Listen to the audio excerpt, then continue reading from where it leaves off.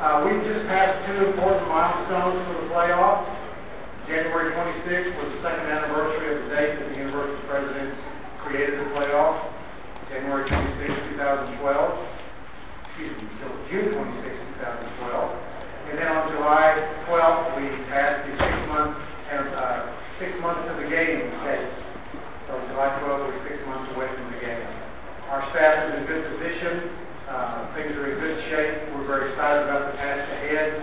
We're very excited about the territory that we've already covered. So, college football playoffs 101. We do enter a new era.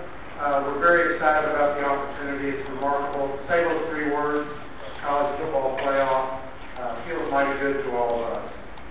The format is very simple. It's symmetrical. It's really beautiful. It's a 14 bracket. We all love our brackets.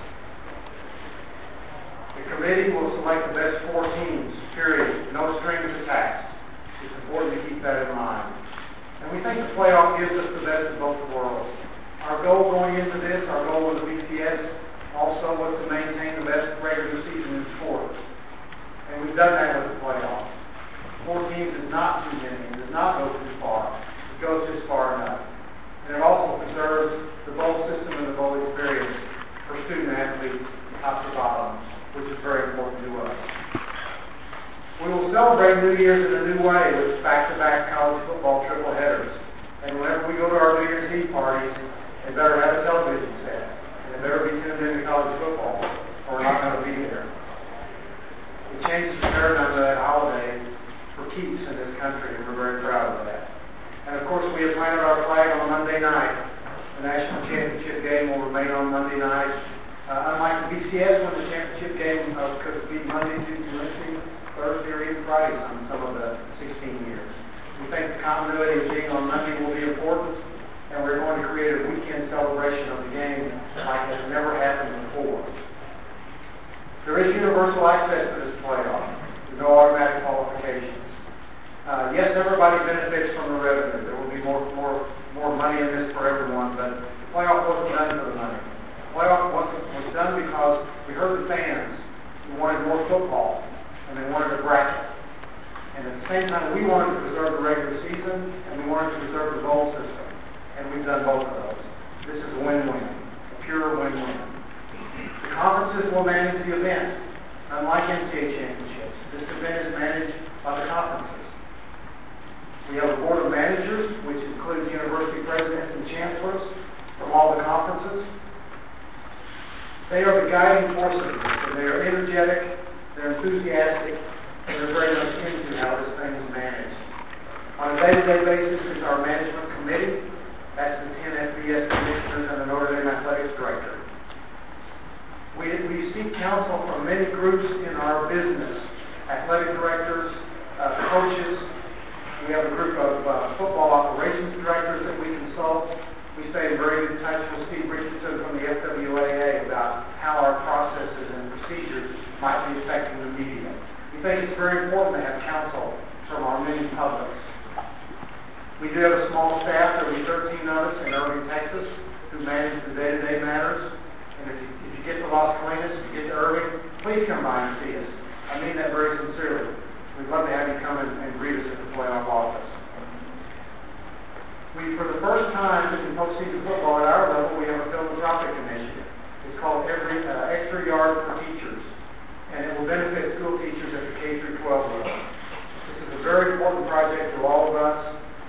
The schools and conferences have committed funding to it from the playoff, and we intend for it to grow every year. We're very, very proud of this. And anything you can do to help us spread the word about Extra Yard for Teachers, we will appreciate it. The selection committee, you're all quite familiar with the committee. Their mission, of course, is to select the best 4 teams for inclusion in the playoff, and then also to fill the other roles that slots are available. When we created the committee, each conference was invited to nominate potential members. Each one submitted about 10 or 12. We got a pool of about 120 people out of that. The primary consideration was integrity. We had to have people of the highest integrity. Then we created classifications. We wanted people with experience as student athletes, coaches, administrators, yes, journalists, filled all the classifications. When we started, our goal was to have 12 and 18 members of the committee.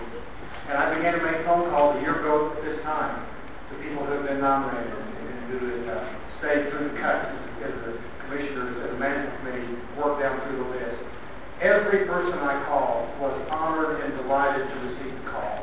It was one of the best professional experiences of my life because I was talking to legends of college football, and they were all thrilled to be included. And when I got to 13, I stopped and I called the commissioners and said, hey, here's the list, here's 13. And they said, Bill, let's stop right there. That's the number. Because we have an all-star team of 13 people of high integrity, who know the game, who love the game, and are ready to commit the time necessary to do the job. How will they make their decision?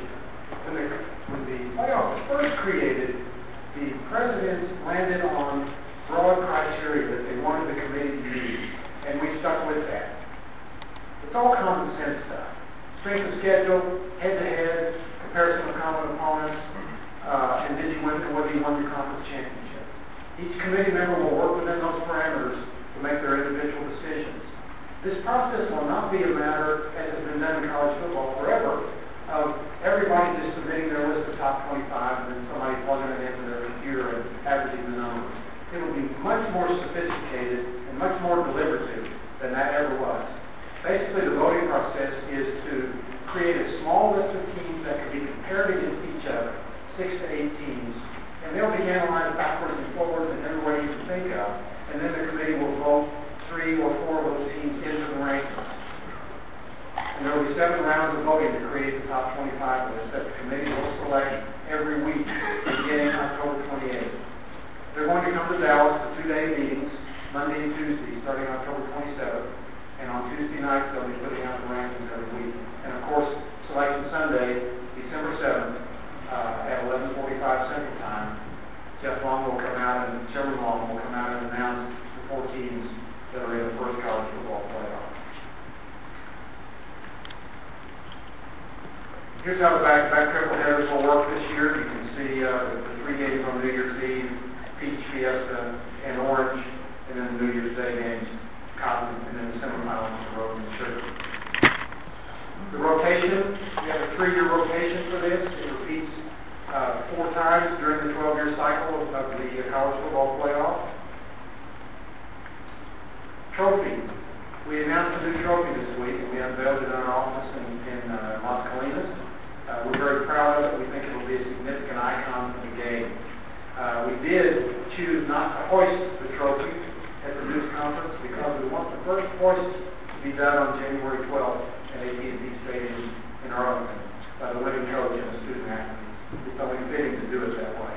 But we're very proud of the trophy. The trophy is simple, like the name of the event. And some of you were there today that I got to say at the news conference and announce that the name of this new event was going to be College Football Playoff. It just fits.